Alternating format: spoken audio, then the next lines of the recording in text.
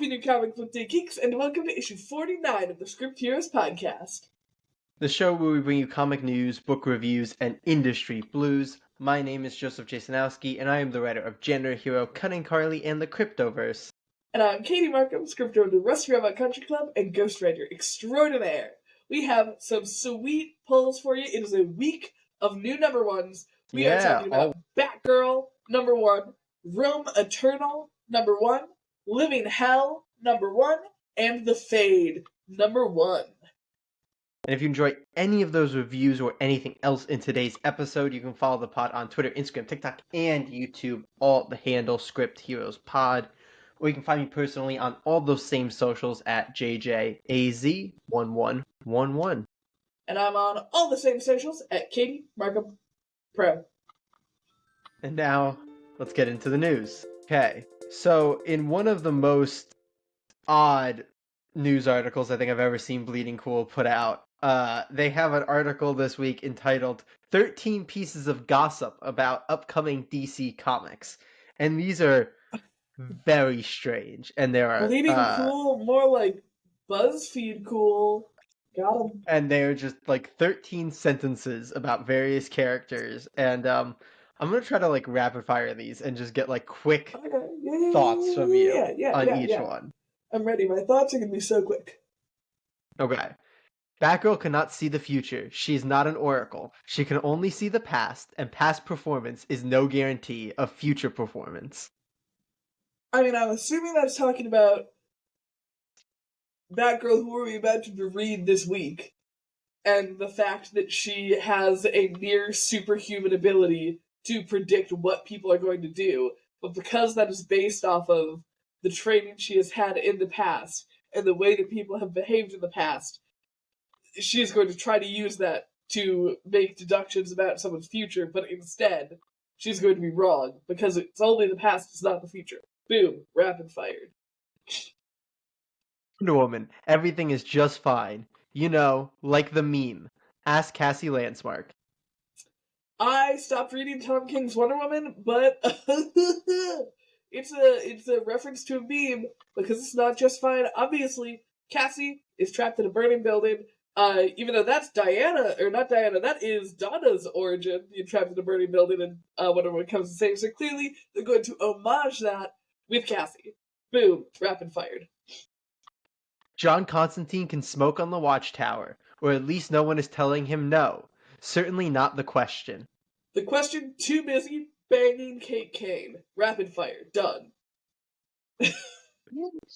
In the outreaches of space and on the streets of Gotham, there is the unseeing. Is there a connection? Jason Aaron brings something up in the eventual final issue of Batman Offworld, and that's going to tie into current Batman in the last arc of Zdarsky as they bridge that together as two Marvel boys. Boom, rapid Makes fire. complete sense. Whether you are in Flash or Superman, something is up with the sun. Might be worth a look, but shade your eyes. It's a bad month to be the sun, certainly. Okay, so Shade is a character who is introduced into, I believe, Batman lore. And she is being moved over into Superman lore, and it's actually a pun because this is something wild happening with Connor and Impulse. Okay, I didn't know how you were gonna tie the Flash in there. I was ready to come down They're on you. besties. You got it. They're from the Young Justice team together. Whether you are Kyle Rayner or Parasite, your future is bleak, while Green Arrow is keen to hide his beard again.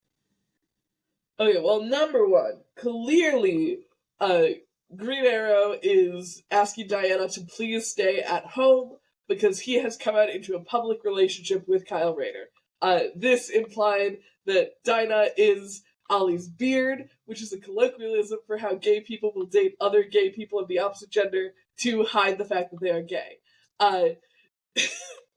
Parasite is there as a third. Boom, rapid fire. Inferno. They are the fire that transforms. Flames in disguise. The Firestorm. Get it? You need a new book. Boom, rapid fire. My weakest one. Which is saying Nightwing something. has a new pet, straight from We 3. Nightwing has a new pet? Yep. Haley Haley being Bitewing, Nightwing's dog, is going to have a little one issue crossover kind of filler issue coming up where it's going to be with We Three, which I believe is a Grant Morrison comic about cyborg animals at the end of the world. Gonna get Batman and the Justice League versus aliens. Wild that they separated Batman from the Justice League there, but I'm gonna roll with that, and I'm gonna say that there's going to be a spin-off series of Batman Offworld, where Batman is going to meet up Batman with. Wait, what? I said you're doubling up on Batman Offworld. They're talking about Batman in space. I don't know what you want from me. So clearly, there's going to be a spin-off for Batman Offworld where he encounters both Clark and a member of the Green Lantern Corps in space, and they're going to fight aliens together.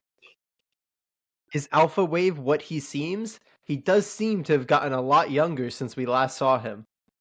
They are going to de-age John Clark. John Clark? John Kent. John Clark. I don't know who this man is who looks younger. Do you know who that is? No. Well, clearly he is the key to bringing John back to Damian's age group. Boom, speed ride. What would we call it? Rapid fire. Done. Watchtower has a Phantom Zone prison. I am not entirely sure that Superman is going to be down with that anymore, especially after listening to his dad. The Question and Kate are banging. Rapid fire done. It's about the Watchtower. She's up there. Will the Watchtower get Renee Montoya and Kathy Kane back together? Wait, did He that has say lost Kathy it? Kane? I didn't hear you Is trying that to speak calling over. Kate Kathy? Oh no, you've completely gone out. My mic is gone? Oh, you're back. Unless you were just going calling- super high pitched there. I might have been. Are they calling Kate Kathy? Did you say Kathy? In this Kane? line, yes, it is written as Kathy, unless there's a way to spell Katie or Kate with an H. It is written as a Katie. I can assure you there is not. Yeah. Clearly, this is actually wild. Because Kate Kane and Renee Montoya, the Question, are not banging. They're bringing back the original Batwoman, Kathy Kane. And she's the one who's banging the Question. And the reason that Constantine is able to get away with smoking in the Watchtower. That makes sense. Yeah. Final one here. Okay, final one. I'm ready. I'm gonna Expect the return of Bruce Wayne's Shakespeare bust, but with the Batcave trigger within. Now, how to make it continuity again? Question mark. Easy. William Shakespeare was a part of the Court of Owls. Rapid fire done. Done. I don't know which was my favorite in there. I had the same thought with the Justice League and Batman in space. Like the separating Batman did give Batman Offworld vibes. Yep. But in any case, let's move over to some more. He has no further thoughts. I have no further thoughts. That got me more unhinged than I was expecting it to. If there's one thing about this bitch, is that I will say nonsense things very quickly. Yeah, nailed it. Okay, so we've talked about the announcements for DC's Compact Comics each time a new wave has gotten announced. Last time we talked about the announcement of Kingdom Come, Batwoman Elegy, Static Season 1, Deceased, Superman Birthright, and Superman Batman Book 1. But we've got I don't know how many more. This is count 1, 2, 3, 4, 5, 6, 7, 8 more. Hell yeah. And you're just gonna tell them to me, right?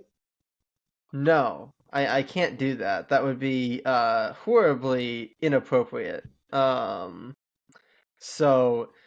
I'm gonna give you what I think is a good hint here. Which is that DC titles. They are all DC titles. There's only a couple that are like DC characters, or like at least common DC characters. So And then you're telling me that out of there's a lot of 8 iconic books in books, there. oh, okay, iconic books. Yeah, there's a lot more like book things here than there are, Oh, like jeez. character things. Okay, But but one of the character things is incredibly relevant. Batman Offworld. To no, I'm not even done yet. Uh, Okay. I'm gonna roll with that first. I'm assuming you're gonna say relevant to what we're talking about this week, so I'm thinking it has something to do with Cassandra Cain. that's not what I was gonna say. Shit. So I just meant relevant to like what DC's doing right now. Things we've talked about on the podcast. It's Oh very relevant. no. I'm supposed to remember things from his segment? Oh shit! My one I said weakness. no, not like specifically new, like things that we have done on the podcast, things that are very relevant to DC as a company right now, New to the books Gods? that they're putting out. No, not a bad guess though. Yeah. No, this is one of the Nitwit? big character ones too. This is one of the Is big it Leap character into the ones. Light? Is it recent Nightwing? No. Nightwing is horribly uninvolved in everything announced this week, at least in his Nightwing form. A clue! I got to give you a little something every now and then. Is one of That's them probably going to Batman send and you Robin off. Eternal? No. Damn. Okay, relevant to what we've been talking about DC doing on the podcast. We have been Poison Ivy. We didn't start reading it, but we've talked about it a few times. No, there's no poison. There is one thing here that is adjacent to Poison Ivy. Poorly? There is a Harley Quinn book here, and I'll give it to you there. So there is a Harley Quinn Wild at Heart is getting a compact comic. So there's what? Is that the Riley Rossimo one? I'm sorry? Is that the Riley Rossimo one? Does it have a creative team on it? There is just so many things like listed here that no, that's the Paul Dini one. Mm-hmm. That makes a lot of sense for them putting out. No, I'm sorry. I'm incorrect. I found the wrong Harley Quinn book. The one from the last wave was the Paul Dini one. This one is by Amanda Connor and Jimmy Palmiotti. I think that's a more modern Harley, if I'm not mistaken. Wild at Heart. So I've gotten 1 out of 8. You've gotten 1 out of 8. Okay. You got one of the big 3 like characters. That was one of the 3 like big character ones. There's 2 left. I expect you to get one of these the full book. So I'm not going to give it to you if you just name the character, because you should be able to get the full book. That's the one that's incredibly relevant. The other one, I'm just looking for you to hit the character, because I don't think you'll hit the book. No, but you are really on the right track. Oh jeez, is it the last Halloween? It is. It's the Long Halloween. So I'm addicted. Yeah. Okay, so I've gotten 2. Yeah, that's another character focus. 2 out of the 3 character ones. Yeah. One more character one. I don't think you'll get the exact book. Can you give me the character and I'll try to guess the book? I don't know that you'll know the book. Like, I think it's going to be like the Harley Quinn thing, where I don't know that you'll know the book exists unless I'm wildly misinformed. No. Iconic, and I don't know. But if you want to pivot to that, like, I mean, you can keep trying to grab that. But if you do want to pivot, these are like just iconic, like DC books for the most part. No, I think I don't know if Final Crisis was already announced, but it's not in this wave. It doesn't look like it was already announced looking at the older stuff. They did DC stuff. I'm gonna throw out there. Is it Death Metal? Dark Knight's Death Metal? Oh, it's not Death Metal, but I like that guess. I do like that guess. They have it's not really on the right track. A willingness to do Black Label books, though, if I remember correctly. Yeah. I would stay on that track maybe. No, not Last Night on Earth, but I would maybe stay on the Black Label track. Or maybe not Black Label track, but like things in, because like you got to think like not any. It's not necessarily modern, so maybe also think Vertigo. Like that Did you they get my already vibe. announce Sandman? No, they did not Is it already Preludes announce and Sandman, but I like Nocturnes? that as well. No. Um, You're swinging Schwank wildly, Bang. but I like where you. No, He not makes Swamp my Thing schwamp either. But sang. I like where your head's at for some of these. Constantine. Maybe wait, not Constantine, but I was trying. You really rapid fire Oh here. no. Stay on the Sandman train, but not with Sandman. Death? Did she have a solo series? Did you say Death? You got cut off Yeah, in the front there. yeah. Yes, you nailed it. Death. Is that the other character focused one that you were ascribing to? No, I wasn't. Okay. Because I said iconic character focused ones. There's a couple other. Yeah, There's okay. No, I guess that's the only other one that's like, it really depends how you stretch things. That's really the Clearly only other one that I'd because say is like directly character. Besides the other big character one. Other than that though, yeah. it's like iconic DC books, team books, Tower of that kind of Babel. stuff. No, I feel like Tower of Babel definitely should be done though. Right? Everybody loves Tower of Yeah. Babel. Yeah. Probably not long enough though on its own for a compact comic, right? That's 3 They've issues. been doing some short ones. Yeah, but that's still like the short ones are still like I think 200 pages. They can stretch it out. Because I think they often include the Queen of Fables storyline in Tower of Babel as well. That's fair. That's fair. Is it the clearly it's Justice League Endless Winter commercial and cultural success that it was? There's one around that team. So if you Like want modern to stay on Justice that, League? there's a very no. I did not say modern. I did not say modern at any time. Because I would have just said assumed there's there one was at around that least team. one Justice League. And Flashpoint? it's probably the easiest. No, I would consider that more Flash. But like it's probably like the book you'd guess for this team to be done in this format. I mean, that probably would have been Tower of Babel. If I was saying like a Justice League one. You gotta think though, like a big, it's a compact comic. You gotta think like big, kind of self-contained.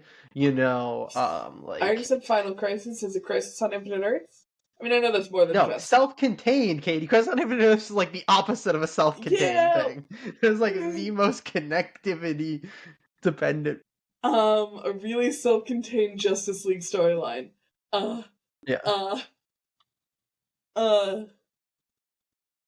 This guessing. I feel like self-contained might be throwing me off because, like, I feel like most Justice League stories have a lot of periphery happening. This does not. It is its own thing. It is not in main continuity. It is its own alternate thing. That's where I was trying to get Monsters, because I think that's only 3 issues. It wouldn't be Cosmic Odyssey, because that's only 3 issues. Cosmic Odyssey would have been fun, but that is in continuity, or at least it was in continuity. Oh yeah, it is. This was never in continuity. Just feel like I clarified. I didn't mean it's not currently in continuity. Is it Injustice?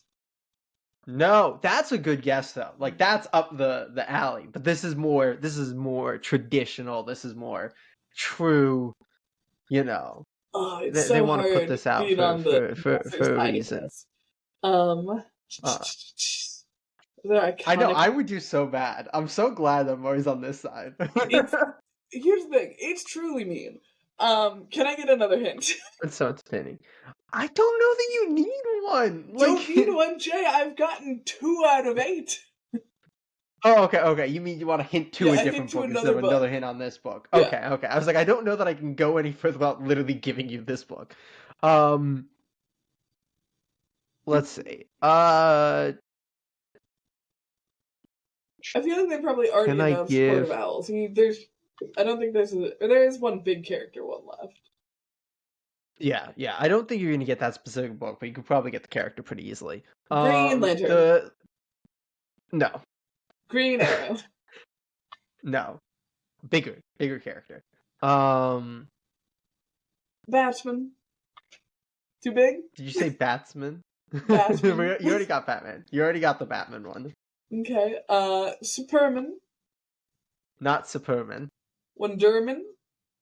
Wonder Woman is correct. Wonder It's Wonder Woman? Woman Blood and Is it Guts. Dead Earth? Oh, that's the Brian Azzarello one, right? That's the first volume of New 52?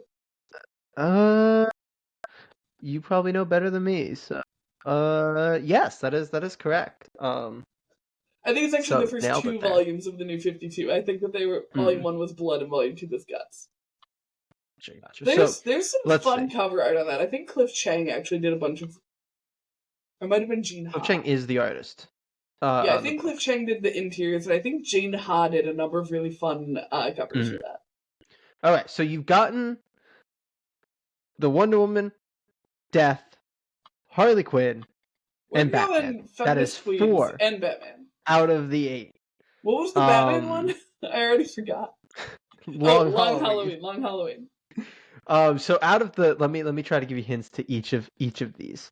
Okay, one at a time though, because I'll forget them. Okay, we've got the Justice League one. I'm not gonna go any deeper. It's out of continuity and it's self-contained. Justice League, yeah, and it's like an iconically good traditional take on the Justice League. Which is destroying me that I cannot for the life of me think we have one that is very topical based on what the movies are planning on doing. But it's a team book, but it's not a traditional iconic DC team. But it's very topical to the movies that are happening. The Creature Commandos? No, but that's a good guess. Is it then we've Suicide got Squad? No, it's not. Okay, we have to go one hint at a time, or I'm going to forget all of the hints. Okay. You want to just keep going through this one? Yeah. Are you talking about the weirdness of the what is it, Maxwell Lord in Superman Legacy? No, I'm not. No. Okay, this is a not iconic team. It's topical to the movies coming out, which might not be helpful to you because you might not know what's been put out there.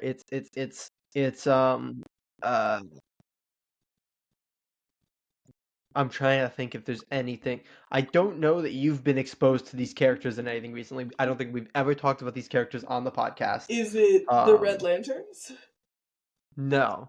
Damn. They are this is removed from you gotta think it's a little bit removed from there is some crossover, but it's fairly removed from the iconic DC lineups. Is it Wildstorm? No, I don't know if they have a movie coming out for that, but it's. That's a solid guess. It's What other weird teams does DC own? Was this originally published under mainline DC? I don't know. Unhelpful, you little scrub. There's no way it was mainline. It had to be in some sort of I don't think so, because it is in a way. Some of the characters are parodies of DC's main characters. So Watchmen? No. But that's. I don't think I'm gonna get that. It's kind of in that vein. It's in that vein a little bit. But I'll move on and give you another hint here. Okay.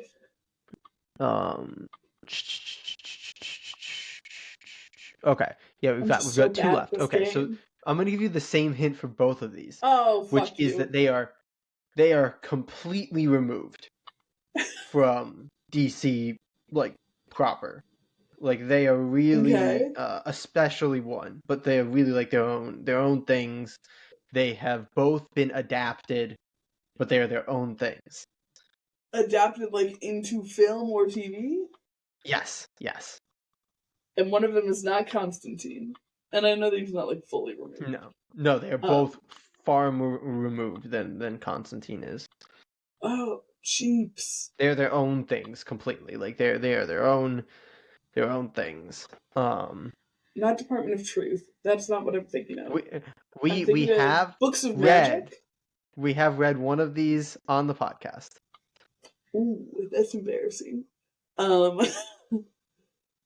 It's not Swamp Thing. And weirdly, we've read probably the less iconic of the two on the podcast. Definitely the less iconically DC on the podcast. No. Was Guy DC? I don't remember. And I can promise you neither one of these were published in mainline DC originally. That I know for a fact. This is so hard. Uh, this is, I'm trying to go back through everything we've read on the podcast, and I've forgotten everything we've ever read. Was it back issue review back in the day, or was it something we were Nope. reading as singles? Oh, we're reading it Nope. as singles? Neither. It was neither of those. A Strange Saturday? Nope. What else do we do? Just like a random bonus episode? I wouldn't say random, but it was on a bonus episode. Not random. It wasn't a bonus. Was it? Have we interviewed the creator of this? No. Damn it. Oh my god. I'll give it was a tier list. We read it for a tier list. Oh, that is so much less helpful. Okay, what are books for some I can start throwing some creators at you because we're going long. Do you want me to start throwing creators at you for some of these? Is it the one with ampersand? Is it Y the Last Man? Yes!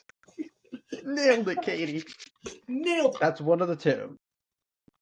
So Sorry, now you have 3 books left. Punched my microphone.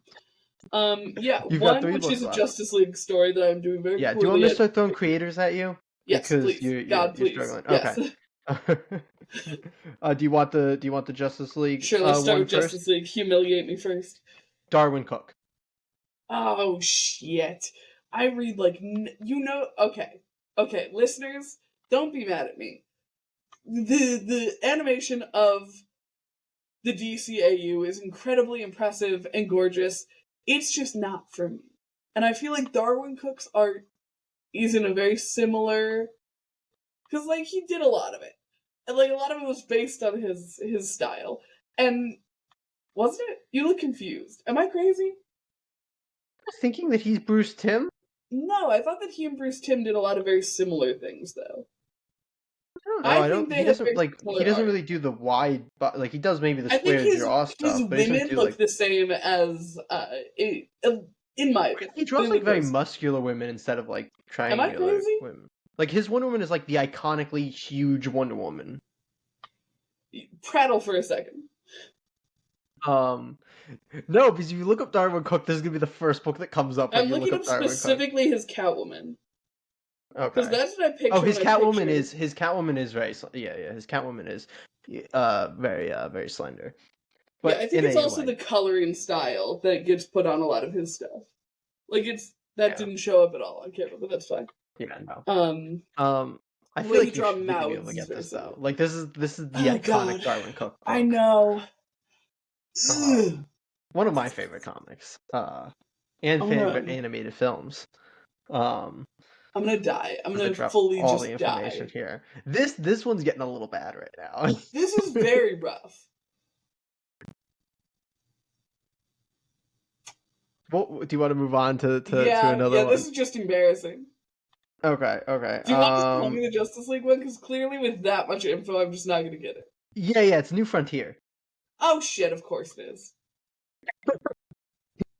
Which I think we were literally talking about in the last week. I think at some point when I think they had announced a different Justice League thing, and I was like, they should just fucking make New Frontier in Compact Comics. I was like, but it might just be too long. I've never. Which actually has me wanting to look now, just to quickly check if they have a page. I don't think they have page counts here. Actually, never mind. So I can't check. But anyway, so Warren Ellis is your next creator for the team Warren book Ellis? that is topical. Yeah, for the and Brian Hitch if both creators help. For the team book that is topical to the movies. Weird, out there, team. My hot take about Warren Ellis is that he teams up with some of the grimiest art out there. Like, not bad, to be clear. He just likes to pick grimy art. Boy. Warren Ellis. This is kind of a grimy book.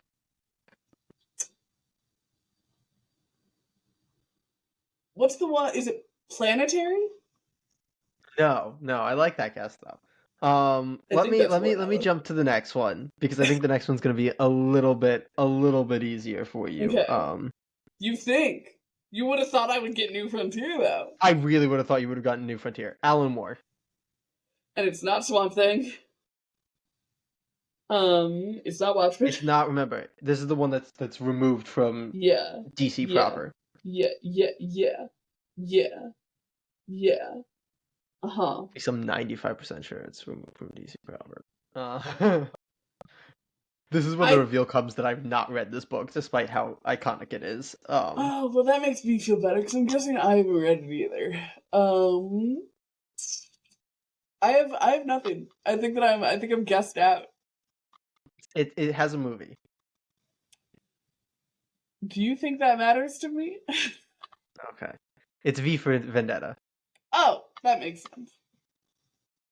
I should have gotten that one. Whatever. Do you need the Warren Ellis book too? Yeah, very much so. Is it the trees? It's The Authority. Oh, The Authority. Weirdly not separated from canon very much. Like, Superman had a recent, very long crossover with them. Yeah, that's why that was something that I wasn't sure you were aware of. So I was like, why you mentioned that because I didn't think you had read the Warworld saga. I did not. But there was a book titled Superman and the Authority. Gotcha. But like that's why I was trying to the thing is because I think they were created fairly separate, and then now they just interact a lot more because they don't typically have a separate authority. Was the Authority book, the team that Midnighter started out on?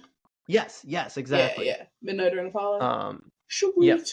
That's why I was saying a couple of them are parodies of DC's main. That's why I was trying to get you there. Very long. I never would have got today. Here's the thing.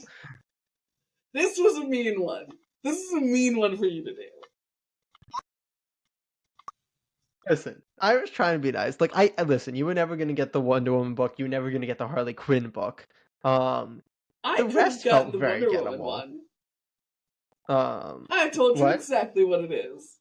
You did, but I didn't. You would have had to go through a lot of No, but just when it's not an iconic book and instead it's volumes of a new series, you'd have to go through so many things before you land on that. Compared to New Frontier, when I say standalone Justice League stories, what are the options? New Frontier and Injustice? Is there any other? Kingdom Come? I guess we already know Kingdom Come was in the last thing. It's literally Kingdom Come, Injustice, and New Frontier. Are there any other? On the guessing side, motherfucker.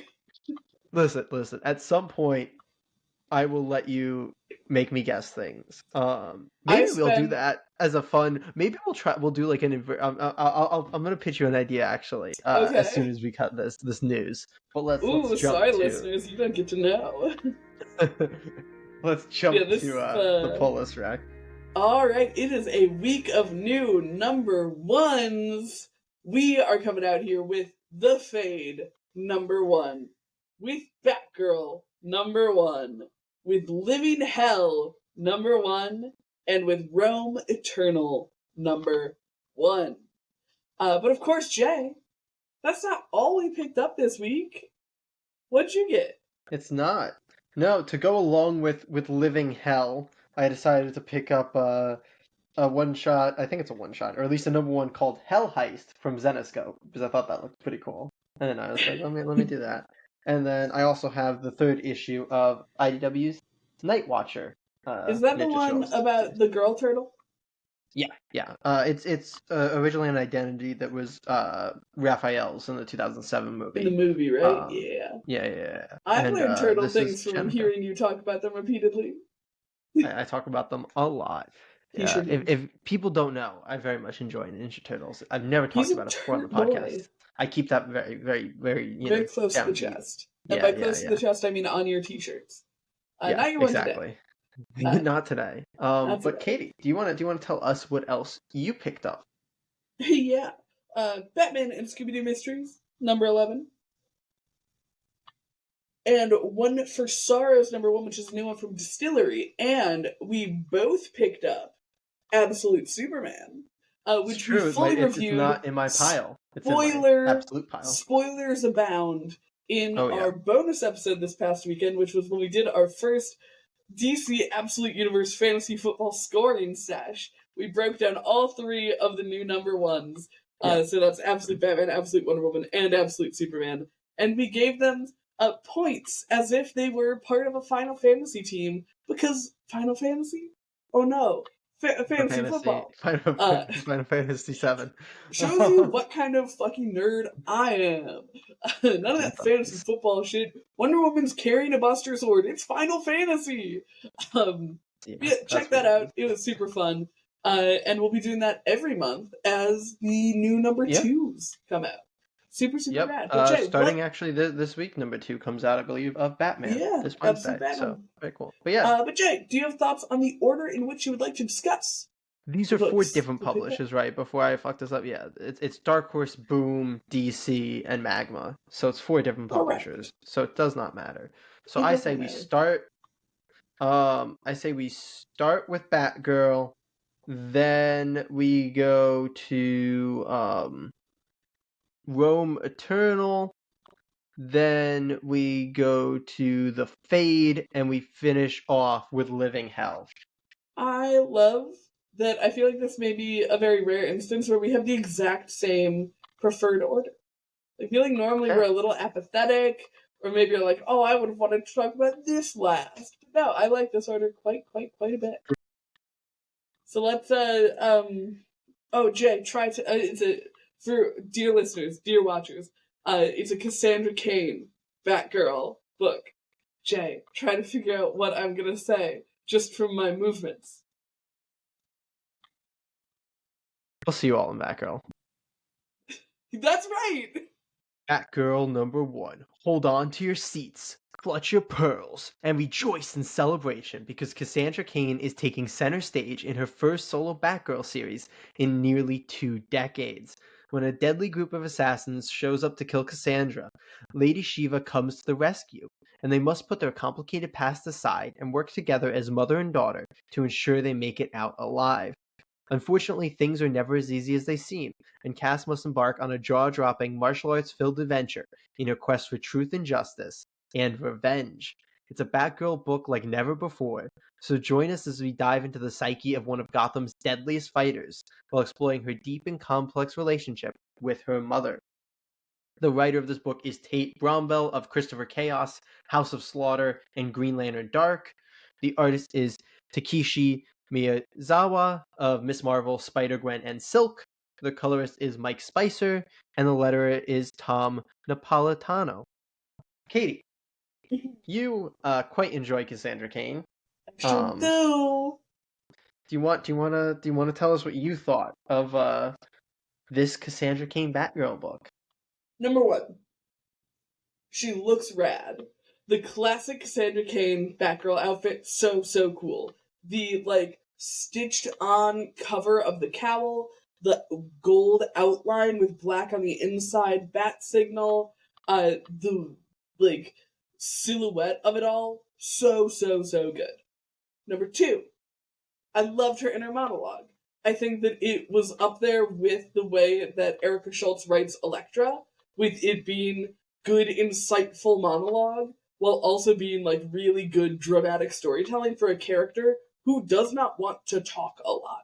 I thought that it did a really good job of bridging all the way through the story. 3, Lady Shiva, so fucking cool. And to look at everything in this book, as it sets it up for, which I think is super rad, to look at everything through Cassandra's perspective is an awesome way to look at Lady Shiva, where it's oh, we see all the little twitches about her.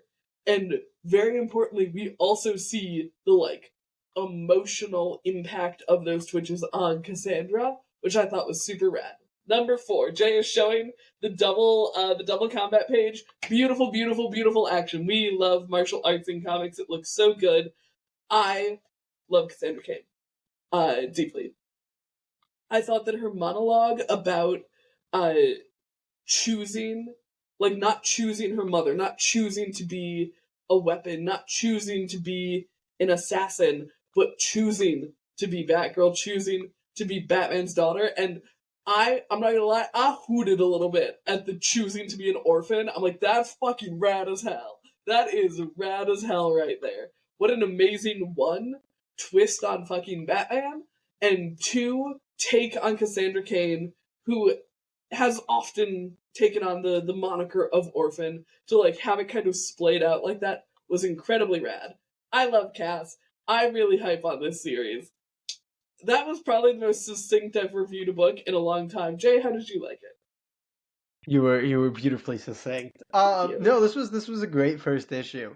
I think you hit on something really important, which is that the captions are, I think, really well done. They're very different though than Erica Schultz's Daredevil captions, and I don't just mean in the sense of like they're different characters, so they're written differently. I mean like Erica Schultz's monologuing for Daredevil Elektra is much more like comprehensive. It's much That's more fair. It's like, oh, here's like more a of a full. helicopter view. Yeah, exactly. Whereas Batgirls feels like it's more of like Cass's. There's moments which but it feels like it's more Cass's like in the moment Mhm. thoughts versus like Super removed fair, from the super moment fair. thoughts. Yeah. But I thought they were phenomenally well done because of that. Yeah. And I really liked the way they showed like her reading the body language and figuring things out, and it showed like we kind of got the hint of in the little news bit earlier of like her not 100% trusting them, especially with Lady Shiva, who she knows Yeah. can kind of give her false signals to make her think what she wants her to think. I thought that was just such a cool nuance, like So dance, cool. as like Yeah. Cass was reading things and it was kind of coming back and forth. I really, really like that. Also, this is such a like minor thing, but I really, really like that the ninjas are blue. Like it's just such a nice thing to not have white, black, or red ninjas, which I feel like are Right? the only colors you ever get. It made me think of Lego Ninjago, which is fun. But yeah, I thought the premise is also really really cool. I like Yes. okay, somebody's coming after me and inherently my daughter too. So Lady Shiva's like, I gotta help her, and Cass kind of Cass is such an interesting character because she doesn't really talk a lot and she doesn't get really emotional. You get these really like I don't mean weird in like a bad weird way, but like weird moments where she rolls up on her mother having killed an innocent security guard, and the response is just no killing. Like it's so subdued, and She's like it fits Cass so well, but it's also like wild because you're sitting there like react. Like what do you mean? like with um, a cowl that covers her entire face. It covers her mouth. It covers yeah, her eyes. She like is a you get no blank. physical, and then when you get very little verbal, it really like creates the subdued reaction. But yeah, I'm really a huge fan of so much of what they set up here. You mentioned that the action's rad. It absolutely is. It's phenomenal. Yeah, I'm really really excited for what this set up and what's to come. I think this is some top tier Bat Family action, and I'm Oh here yeah. for it. Hell yeah. Are we ready to talk about Rome Eternal? Let's talk about it eternally. I don't know if that works. Or for 5 to 7 minutes. Whatever comes first. Go. Rome Eternal #1. In a world where the Roman Empire never fell, it now stands on the brink of collapse. For over 2,000 years, Roman society has thrived, evolving into a technological and military powerhouse. Yet its immense power has bred corruption, making it vulnerable to a group of unique and fanatical individuals known as the Mithra Mysteries. To some, they are terrorists. To others, they are heroes. As their enigmatic leader reveals his bold plan to assassinate the emperor, no one within Rome is safe. The writer here is Homero Rios of Heavy Metal. The artist is Diego Yapur of Frank Frazada's Dawn Attack, Lollipop Kids, and Sun Eater. The colorist is Oscar Carreno, and the letterer is Sean Lee. Jay, you are, Yes. I'd say, somewhat known for being a bit of a bit of a Rome boy. I love Rome. I love He's a ancient Rome boy. civilizations in general, but Yeah, especially Rome. I'm a big Rome guy, which is why I insisted that we do yeah, this book because I thought it was a rad concept. I right. thought the idea of like, oh, let's do an alternate history where the Roman Empire didn't fall. Very cool.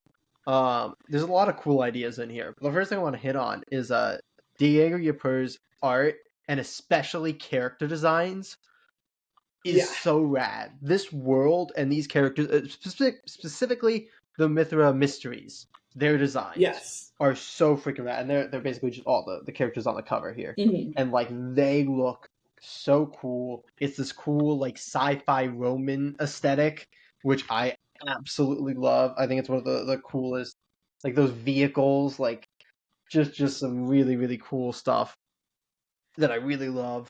And then, like I said, there's a lot of really cool concepts in here. Like one of the big things is like them going into memories and like the mindscapes built out of these memories, which I thought was super freaking cool.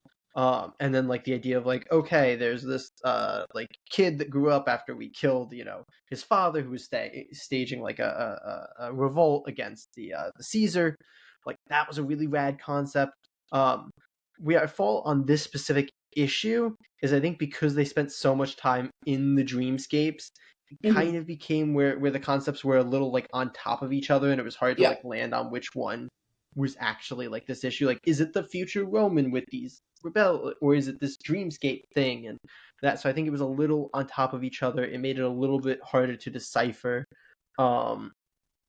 But that being said, I really liked where this issue ended, and so I'm Yes. very intrigued by the setup for moving forward. I think they spent too much time on the dreamscapes in this issue is my main criticism. Yeah, I fully agree. I think that it was a really interesting kind of shape of interest for me when reading it, where at first I was super involved. The first page has this really awesome setup of like almost a 300 style line of Romans, and they've got Oh their yeah, like classic Roman shields up. And then one of them comes out with just like full ass sci-fi blaster, and I'm like, that rad as hell. Like, what a great way fully to agreed. introduce us to this world. And then Jay showed off earlier these awesome chariots with like rockets on them, and all of this Love like those so blend much. of future tech and classical tech, which was super super fun. And like you said, one of the strong This is points my of the favorite book. man in the world. He is so freaking cool. He is so rad. He reminds me a lot of the alternate universe Vulture from the second Spider Verse movie. Uh, the one who's like from Da Vinci time, Renaissance Italy. Uh, yeah, super super cool. In the middle though, it does have that weird dip because we don't have this investment in the characters yet, and I feel like we almost weren't given enough context for the world I before agree. we explored the way we move in and out of out of memories. So it was a little disorienting. But like you said, once we come back in, once the mysteries kind of enact their plan without saying anything farther than that, it's really really awesome. It's set up for a really cool direction to go in, and I'm very excited about this book in general. I think that they did a really great job. Yeah. Uh, Immediately grabbing me and then making me want more at the end. Even if it did stumble a little bit in the middle. Psyched on Diego Ypur's art in general. Like Right? that was something that I was blown away by how Very, freaking like, cool this book looked. big emotions as well as the Yes. really cool tech, which I think is sometimes And something that you get one or the other of. Like, either you're going to yeah. draw really cool technical things or you're going to draw, like, really human characters. And I think you Yeah, get both. yeah. Well, that's what I really want. Like, I feel like the visual world building is so strong. Yeah. The design of every character, of every object, of every vehicle, of the setting of this future Rome, like it all feels so well thought out and so detailed and so well built. It's something that we've talked about for a few books where when the visual storytelling and the visual world building is so strong, it Yeah, just it pulls reminds me a you lot in of in such a Lotus complete way. Land, Yeah, yeah. where you get more of the world from looking at the page than you do from reading the page, which is a But this super was cool trait for a book to have. This was super rad. I also really liked the just to shout out the writing a little bit. I really liked the dialogue writing of these future Roman soldiers, like the blend of like the classic Roman sayings and roles with like modern cursing and See, I think what there is it? were You all some gonna die is places like the big where, line in this. Like yeah, it's yeah, it's that's when they were future the slightly. issue. Yeah, Yeah, so I think there were a and it's a few line that the instances guy says as where it well. was, yeah, uh, The the myth or mystery.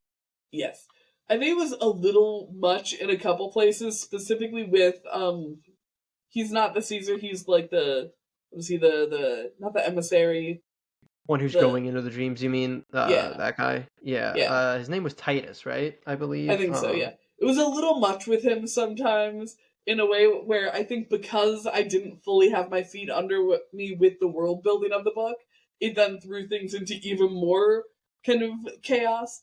But yeah, there That's were fair. some really good I, moments I of was it as going more with well. like the Mithra mysteries, like when they start busting Yeah. in and they're all like talking to each other in their like slang and military terms and all Yes. that blending. Like I thought they mixed like military jargon with like just normal slang Absolutely. and cursing and Roman terminology like all together, and I really liked that. So Yeah, I think yeah, it's no, this was yet very fun. again the Mithra mysteries being the absolute highlight of the book, which is great because it looks like the book Yeah, is going to follow them going forward. So yeah, super hyped to I see where the really series was hyped on goes. them. Yeah, still. Yeah. But yeah, do you wanna hop over to what are we talking The about next? Fade. The Fade. The Fade. Let's do it. The Fade number one. A once fearless high school student, Jenny wasn't prepared for the aimless feeling of being a college freshman. But that's all about the change. Mirror myths take on a new life in the modern age as countless people claim to have passed into the Fade in their dreams via a viral internet sensation. But what awaits Jeannie Warner and her best friend Arno on the other side? Royal adventures, ancient prophecies, or something more dangerous?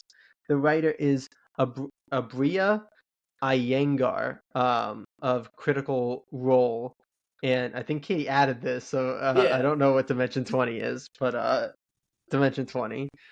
Are you gonna shed light? No. Okay, Oh we'll yeah. move on. It's so she is both a player and a GM on Dimension 20, which is the dropout actual play D&D stuff. Critical Role also being an actual play D&D show. Gotcha. The artist is Mari Costa of Life of Melody, Lumberjanes, and Belle of the Ball. The colorist is Angel Del Santiago, and the letterer is Jim Campbell. We are going into the depths of the night here, people. So I'm sorry that We I am are. starting to stumble and bumble over everything that I try to read. Um, but We're Katie, late boys this uh, week. yeah. Do you want to give us your thoughts on the first issue of The Fate? I do want to. I feel like just before we start talking about this book, slight disclaimer that we are reading a book intended for like tweens and teens in a very Yeah. specific like coming of age line. So quick disclaimer: this book I don't think was for us. But Yeah, let's like go with what you we've thought read here. outside of our target audience before, Yeah, but I think the in terms of like genre and stuff, but this is very much like picking up a YA novel, which isn't to say that you can't read and enjoy it and it can't have depth, yeah, uh, but it's also geared towards a very different audience than us. But yeah, I think that the vibes of it were really fun. Like it's a very kind of whimsical energy coming from this kind of what's the like manga term for going into another world? Izaki. Yeah, like with this kind of Izeki setup, with the Fade being this kind of like alternate reality where you can jump in. And I've consumed a fair amount of Abria Iyengar's content.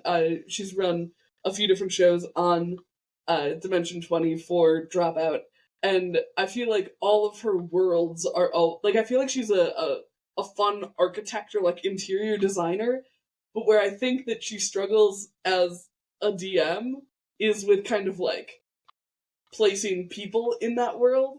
And I think that I had that same problem with this issue where I can see from a like construction setup how fun this world could be, but I think that one, because I didn't immediately fall in love with the characters, that was a little rough, and two, because we spent pretty much the entire issue in the real world as opposed to jumping into the Fade earlier, we didn't get to explore a lot of that whimsy right away, which is rough in like in issue to issue release Yeah, where yeah. you want to be putting the exciting part of the book forward first. Uh, so I think that it was fun, but not necessarily living up to its own concept. Yeah, yeah. I think you hit on something important there, which is like the issue to issue of it all, which I think they really struggled with. Like hooking in the first issue. Like it feels like this is a very drawn out first issue. We don't really get to experience the premise, which is a very cool and intriguing premise. We don't get much of it here. It's very drawn out and like, okay, here's the character's day-to-day life and where that also fails is the fact that I don't think Abraria is a very strong dialogue writer. I thought a lot of the dialogue was extremely on the nose. And a Like lot of I it feel like one of the extremely sane from character to yeah, character. oh yeah, absolutely. But like I feel like one of the iconic examples of like this is when your dialogue is too expositioning and on the nose is when you say to somebody, "This is my oldest and best friend," and that line is the line "my oldest and dearest friend" is word for word in this book, and like I Yeah. think that just exemplifies the struggle that the dialogue had here. And then when you pair that, because I wanna say that I did think Mary Costa's art for the like fantasy segments Hmm. was really freaking cool and interesting, Absolutely. but for the and I think somewhat intentionally, for the like typical life segments, it was more basic and, Hmm. you know, kind of plain.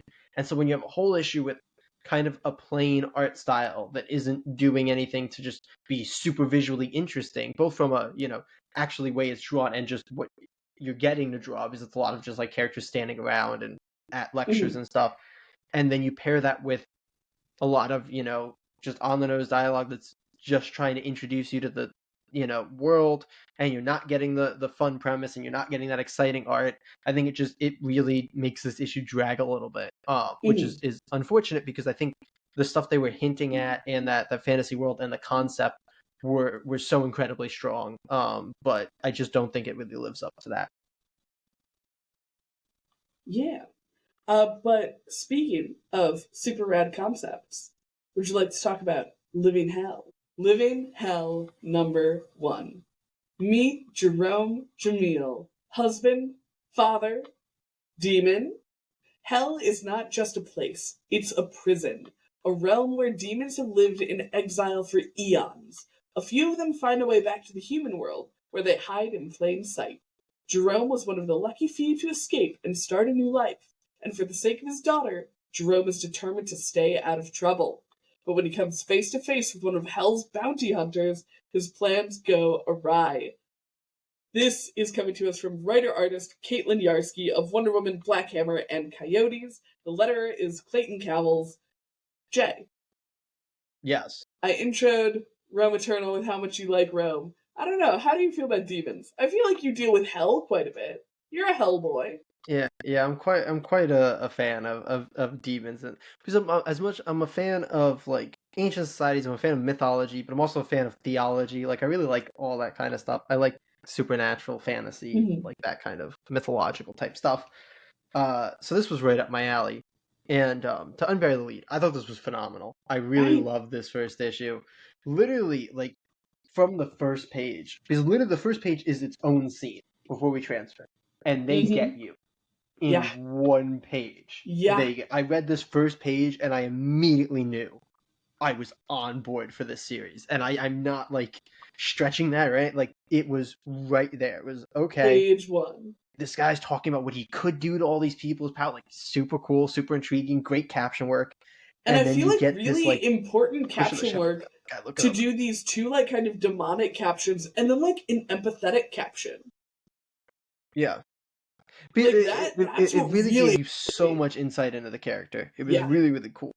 And then like you get the shepherd thing, you get the shepherd overlooking, and it's like, okay, got it. I'm rooting for this guy not to get caught by a shepherd, and that by the time we get to the end of this, things get really twisted. I don't want to spoil where this issue goes because it's super rad, It's so but it rad. sets up a concept that is even cooler than what I originally thought the concept of the book was, Mm-hmm. and it got me so excited.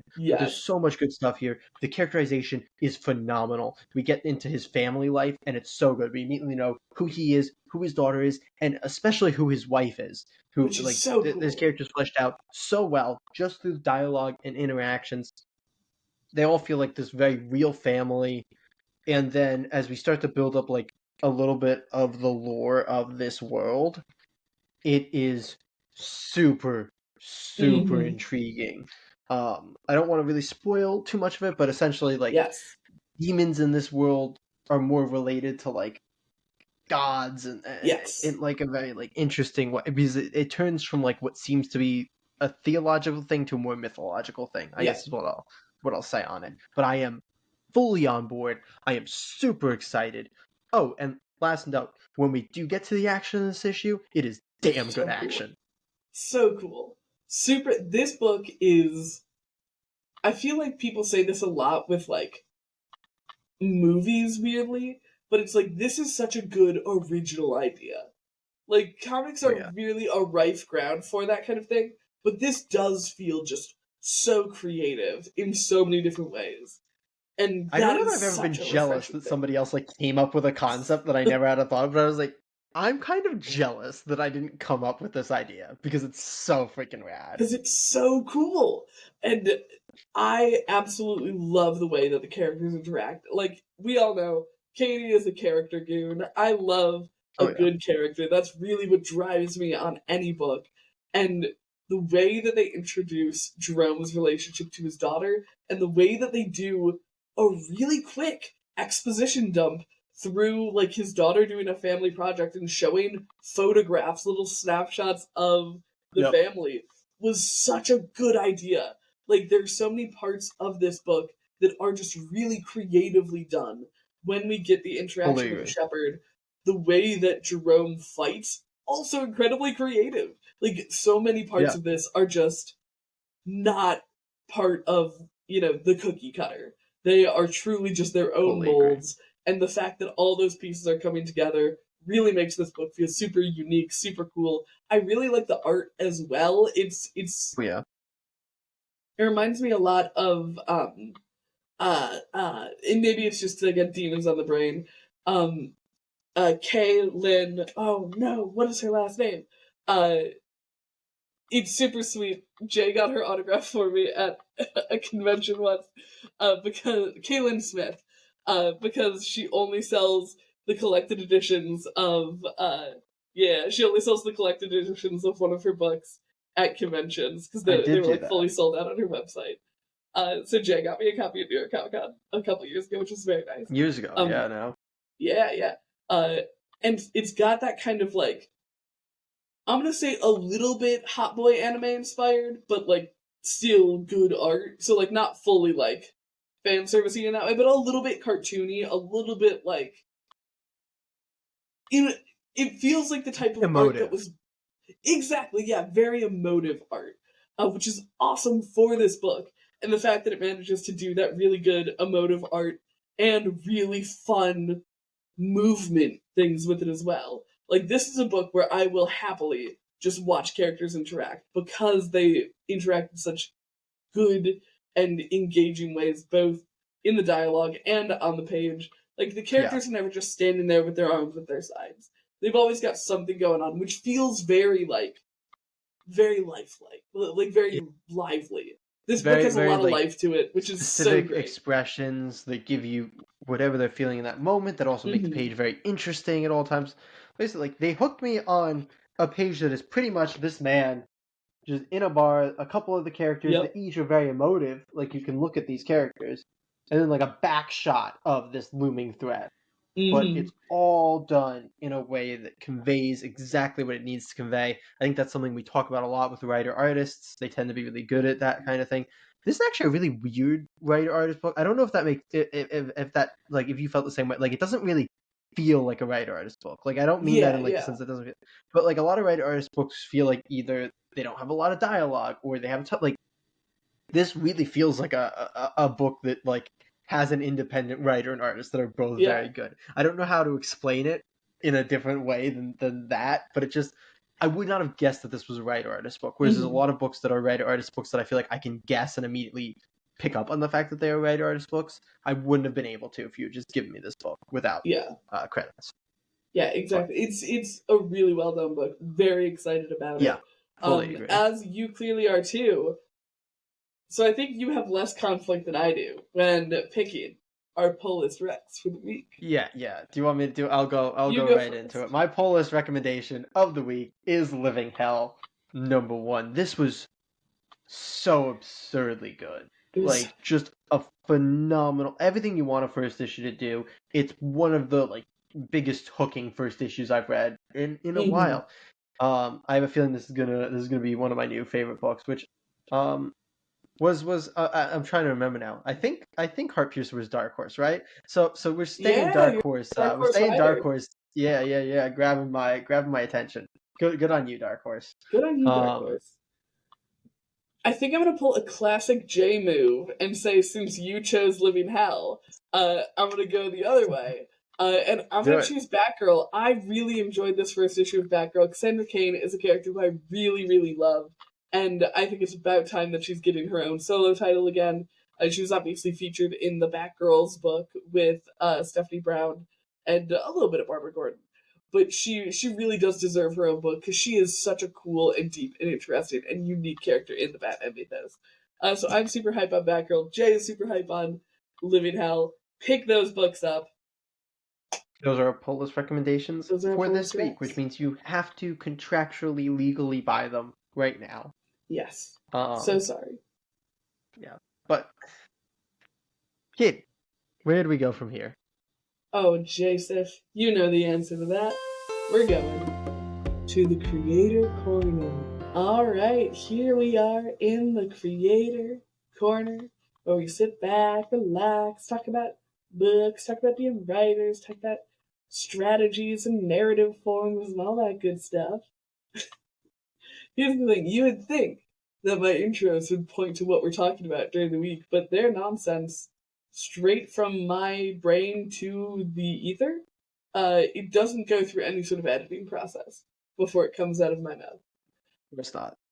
Today, inspired by one of our books from the polls, we're actually going to talk about writing new worlds and bringing mundane characters into them.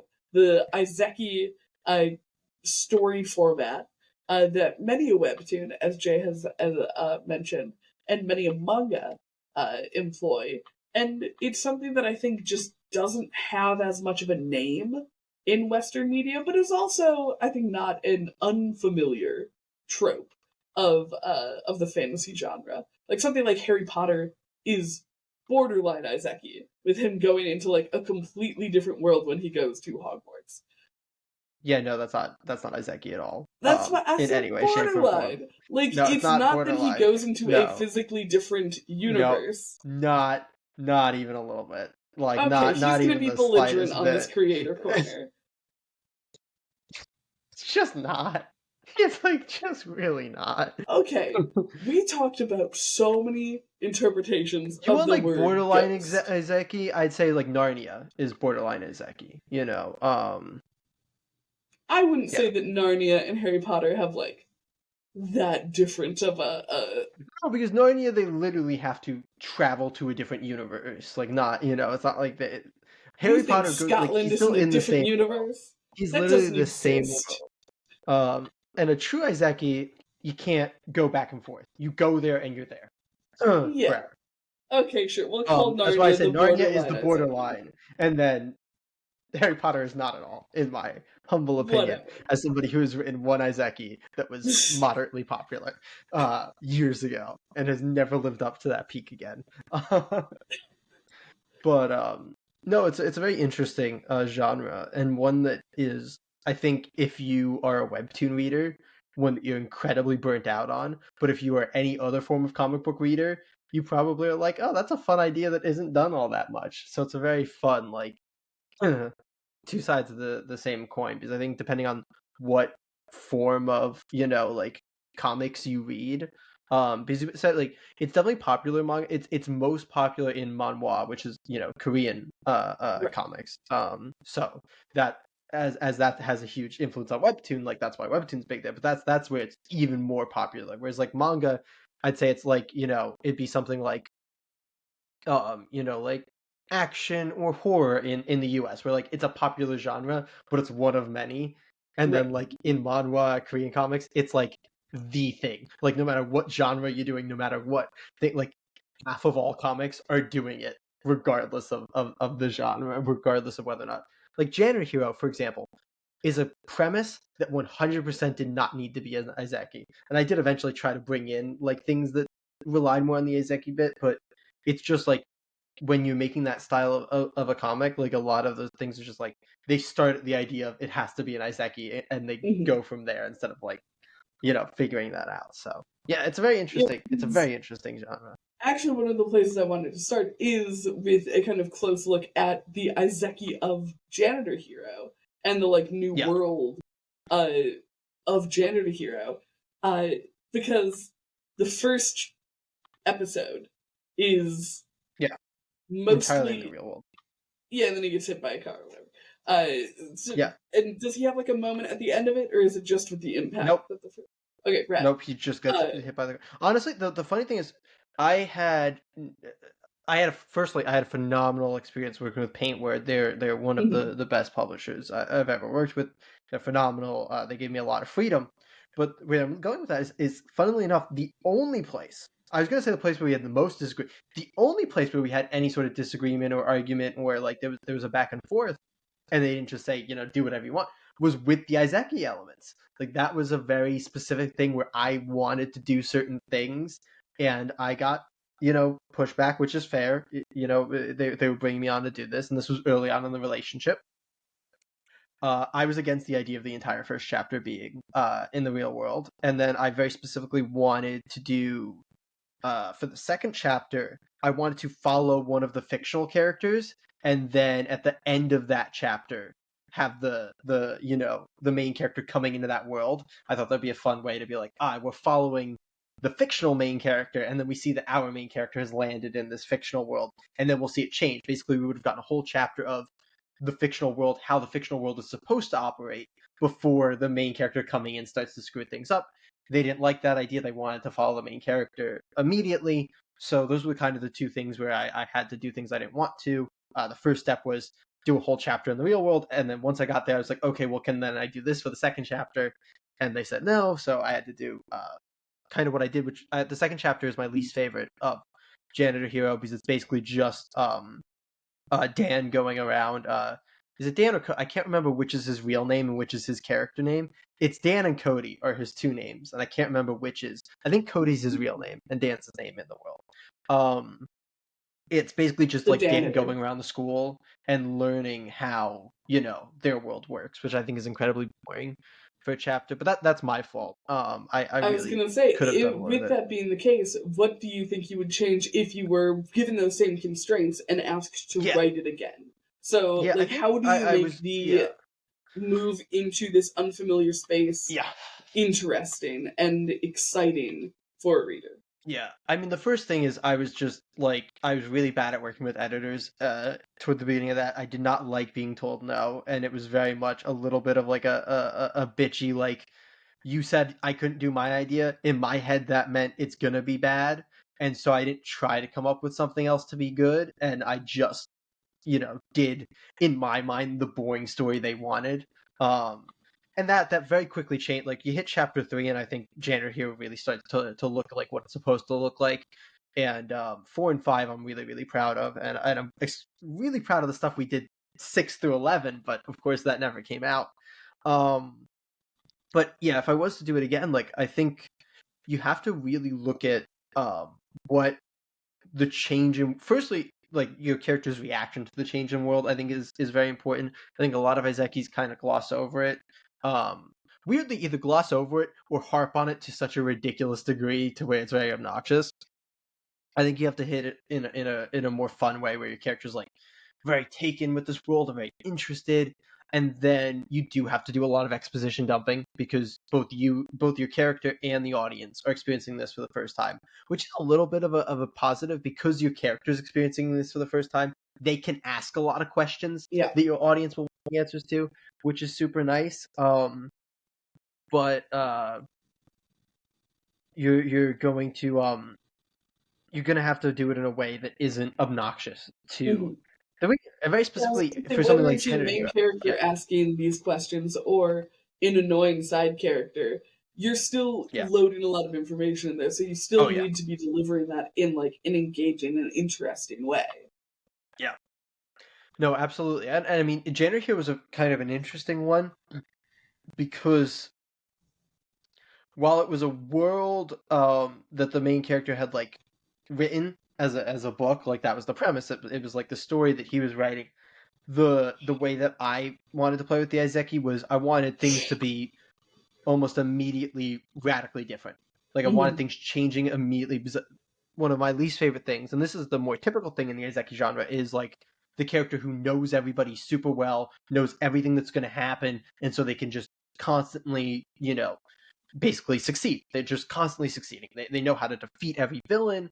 They know every like next thing that's going to happen. So I wanted to very immediately, like I think chapter 3 is the first time that he mentions something's changing. But chapter 5 is where we get like a big moment of like everything's changed and I need to like, figure out what the hell's going on. So I wanted very early on to set those seeds of like things are really starting to change and he's starting to struggle with that. And he still had a knowledge of the characters and we played with one of my favorite things that we did was we did like pop-ups for each of like the superheroes that showed up. That was like, here's their power level, here's like who they were in the story. So it would say like main character, it's or power like levels. I love power levels. Fucking love that shit. That was one thing they really let me do though. That was great because they had power levels, and I just furiously disagreed with the power levels they had set. Like they had the main character of the book who was like, I think he had super strength. He had super strength and he could control people's strength, which was like the fun change of it. Like he could make somebody really strong or he can make somebody really weak by like transferring strength. But that was his only power. And I think they had originally set him at power level 10 and they had set their like Green Lantern, Adam, Eve type character who could literally change physical matter and atoms, and they'd set her at like power level 8. And I was like, this does not work. I was like, that makes no sense. But they were very happy to let me adjust the power level. Again, they were phenomenal to work with. They had a lot of really cool stuff. Like I came into a like 40-page, very well-made Bible of like, these are the characters, this is the world, there's all this stuff, and I came in and went, I love a lot of this stuff, but also there's a lot of stuff I don't want to do. So I chopped and I did, and they let me play around a lot with that, which was really great. But the point that I'm making in a roundabout way is I think a lot of Izekis are video games or they're TV shows or they're, books, whatever they are. I think if you play with that format, there's going to be a good way to dispense information. Video games, the classic video game one, and weirdly, I've seen this used in ones that aren't video games, which becomes really weird. But if it is a video game, it makes sense to give them like a tutorial guide or like a quest menu, like something that they can check up on that gives them information. I've seen like tutorials or quests like in things that are supposed to be books, and I'm like, that makes no fucking sense. But if it's a book, you could have like chapter titles pop up or like, like there's things you can do based on your format.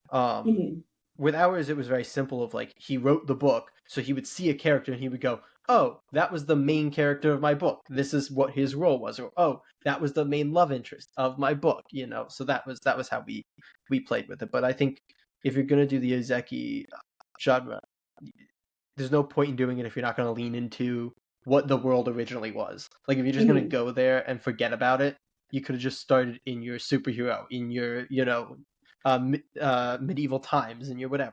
But if it's medieval times, but it's a video game, great. Now you can start ranking up your sword tier, your sword fighting ability and that kind of stuff. So yeah, the biggest thing I think is the lean into the format that it is. Isn't that Izeki, Katie? I because I don't know that we've ever talked about this for before. anyone, one of my bigger novel projects from like all through college, many irons in the fire, many in progress things. One of my favorite projects that I still dip back to every once in a while. I'm like, can I finish this? And it's like, oh, no, I cannot. I will eventually. It's one of my favorites. Actually a not something I had a name for, but is in Izeki, where motivated entirely by my personal love of the aesthetic of like wearing a hoodie and having bits of medieval armor on. I was like, okay, I love this. We're gonna send a college kid into a like fantasy world, and she's still gonna be in her like college sweatshirt, so I get to have my hoodie and pauldron combo, which was like the entire start of the idea conceptualizing, and then very much became like, destiny in a different world, all that good stuff. And like you said, one of the ways that you can get away with a lot of this introduction to the new world is that your character who's dropped into this new world is new to the world, so they don't know things. And I think that in a novel form, it's much easier to get away with kind of exposition dumps, because you're already sitting there reading a novel. It's not Yeah. in A comic where a block of text is gonna be like, what exactly the hell is like going one on of here? the most wild things when I go from writing prose stuff to writing comic stuff and back and forth is the way that I have to be efficient with language. Yeah, um, as we all may know, I am a very chatty Kathy. I'm a certified yapper, as the kids say these days. a Um, Yapski. I'm a yapski out here.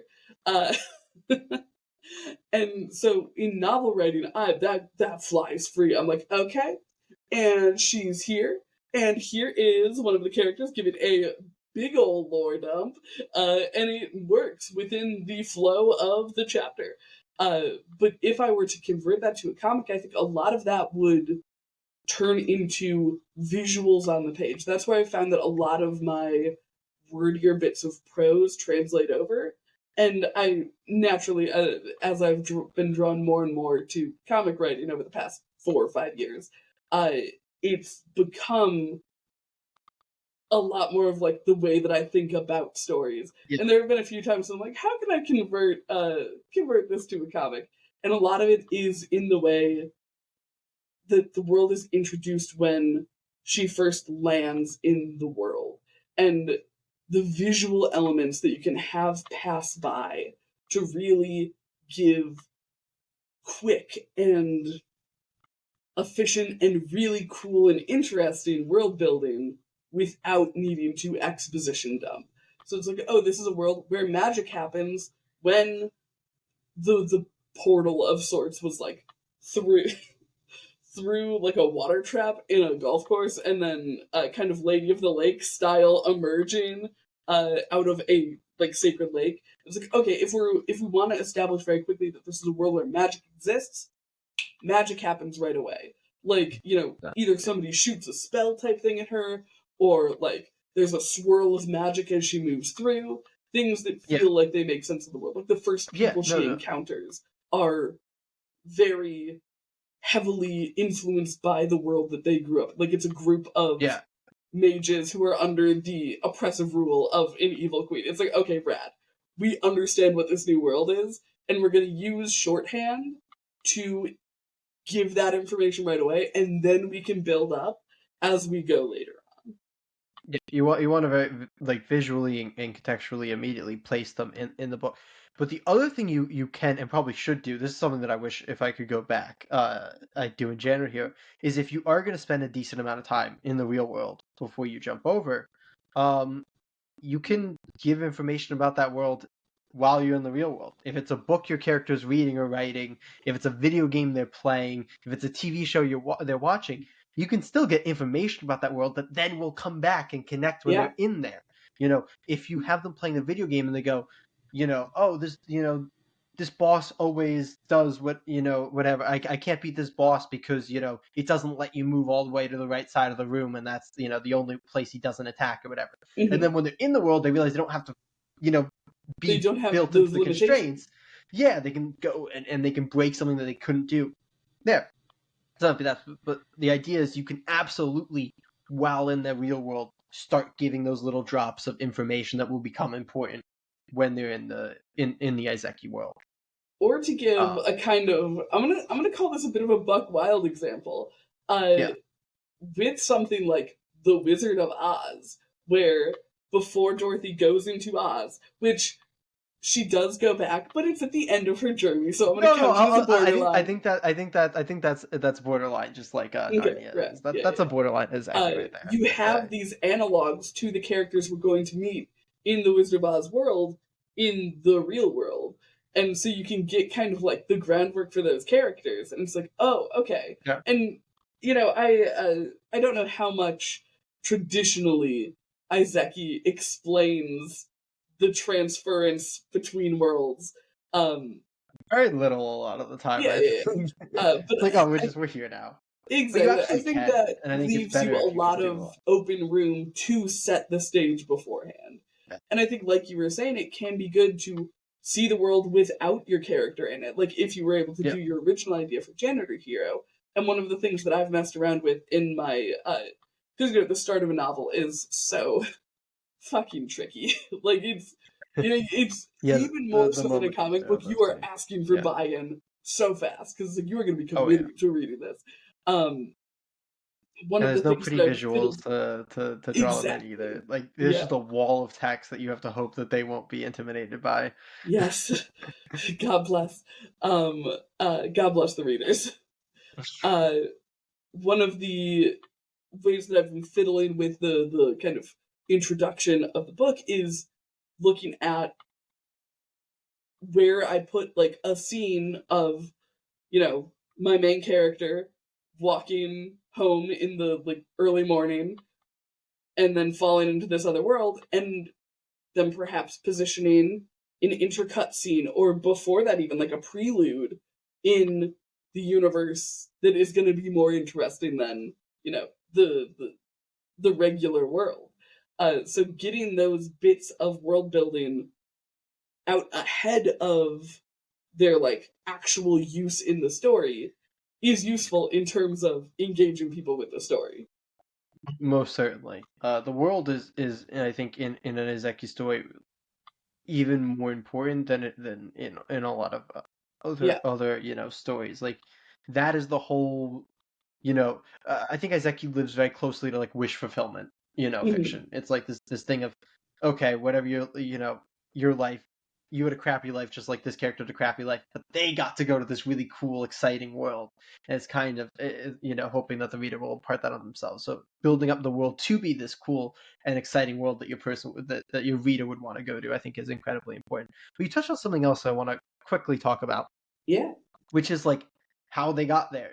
How does that actually work? Because I think that is something that I think you should think about. And a lot of people Mhm. might disagree with that, but I think that's very important. I remember for Janitor Hero, that was one of the things I said one of the only things we went back and forth on was the beginning. That's not true. Because we also went back and forth, and this was not in a negative way. This was just in a lot of throwing back ideas and trying to. We were going back and forth a ton on what the actual like reasoning and explanation behind how he got there was going to be, and we had all these different ideas. One of which was kind of a play on the "it was all a dream" idea, but like I in remember you reverse, telling where me we were about going to that one do. specifically. I think this was like the actual idea we were rolling with for a couple months before we reopened it. Was gonna be that the superhero world was the real world the whole time, and some sort of like supervillain or something had like brainwashed him into thinking that he was not in their world at some point to try to like distract him. Wild. I don't know why that's where we were for a while. That's where we were for a while. But anyway, the point I'm making in a very roundabout way, because I like talking about books that I've done, is that I think you should think about how that transfer happens. Whether it's like you said, like they fall through like a water thing, or you do like a Jumanji situation where a game like sucks them in or comes to life Get around them or Jumanji. whatever. Yeah. Um, I can't think of the Jumanji sequel that I actually like better than Jumanji, but I can't think of the name of it right now. The sci-fi Jumanji. I really love that movie. That's a Oh, movie that I love. Zathura. yeah. Zathura. I knew I it had a love Zathura. Z. I rewatched Zathura recently. Love that movie. But in any case, I think that you should think about it, and I think the reasoning should be a little bit more than like just because I think that you can have a Mhm. lot of fun with the reasoning, especially if it's some sort of a door like Narnia or something that can kind of go back and forth. I think that can be really fun, and I think that if you can have, even if it's not a back and forth, but if like you can have the real world influence the Izeki world in some way, like maybe they're in a video game and like, their parent comes into their room and now they can interact with the video game, and then they're going to turn it off, but they see their kid on the screen, and then you have them interacting with their parent who's in the real world. Like, I think that's super interesting and super intriguing and a lot of fun. So I think that you should at the very least try to sit down and think about it. And if you come to the answer that there's no way in which that's going to benefit the story, you don't have to do it, but I think that you might be able to find a way in which the story will be benefited by actually examining why. they transferred into this And new like you world. said, that plays into why you chose Inazaki format in the first place. Like, is it for like the very, I'm gonna say, kind of surface level wish fulfillment of, oh, in the first chapter you're in one world, and then your main character gets to go to another world where they don't have a shitty boss, or like for in it's so undeveloped it doesn't even have a name. The document that I have, all of my documents for it are just called hnnng.gov for whatever reason. It's like, yes, this is .gov because it was like the stress noise that I would make whenever I would try to work on it. Um, so there were like 17 documents on my drive, varying from like 2 pages to like 60 pages that are just called .gov with different amounts of ends. Um, but like in that, the Izaki of it all is actually a driving force for the main character. He's like, no, I'm not gonna stay in your fucking sorcery land. I need to get back home where I have responsibilities. What the fuck? So having the mechanic of transference as a part of the story, I think, is also an interesting way to be uh to justify why it's Naizeki. Like it's something you need to come back from. But yeah, I think that it's a super interesting narrative framing. A one that I think, like you said, we don't see in direct ways a lot in a lot of Western media. Um, Like even most of the examples that we were hitting on are like TV and specifically film. I think it's a film because I think it's a mhm. concept that definitely uh at least from a Western perspective it is easier to do in a tighter window Yeah, where it's like, oh, yeah, we'll go to this little world for a little bit and then we'll come back at the end of the 90 exactly. And I minutes. think that's the thing, is that it is a narrative device that I think is tough in a long form thing if it's not a part of the thing. Like if there's not something Yeah. actively working from the real world to impact the fictional world, I then think it's interesting. it becomes tough to justify the Izeki. Yes, but weirdly, I think that's actually what allows it to run longer a lot of the time. Because if you're sitting there and you have the outside force interacting with it, or you have the character interacting with, like, how do I get back? Um, People are going to start to question after 30, 40 chapters why they haven't, gone back. Or why they haven't figured that. Whereas if you just drop it once you're in the Izeki and you're like, oh yeah, no, the character's just cool being here, then you can run your 300, 400 chapter webtoon that's just them Right, and there I think that's why I'm forever. saying that Yeah. it feels weird to have the Izeki set up in that 300 400 thing, even though it's a Oh, very yes. common thing in manhwa, Yeah, yeah. where it's like, okay, why did we start in the real world? Oh, You know? absolutely. No, Ooh, ooh, 100%. I mean, I think Western sometimes it's like example, a Outlander, yeah. the Outlander books. Those are full Izeki. I I think I learned think it's like yeah. recently that Yeah. after, cause I don't know if you know anything about Outlander. I don't. I really didn't either. I knew that it was a, because I would joke. I work at a bookstore, and I would joke and be like, "Okay, we should clearly put Outlander in sci-fi because it's all about time travel, right? Because it's about this woman who gets like magically time traveled back to like historical Scotland and falls in love with a Scotsman." And I was talking to one of my friends who had like read the books. And like, oh no, actually, she's just chill with being there. It like doesn't come up again that she's from the modern era. It just fully leans into them being in ancient Scotland. And what the fuck? So It's there is what a like I true think Western yeah. Izeki. I think it's like it's justifiable if you're gonna play with the concept like heavily of like okay they got transported into a video game, but even if they're fine with being here, the video game is gonna like Yeah. come into play throughout the whole thing. Like they're leveling up, they're getting stuff and skills and like and that's a huge part of it.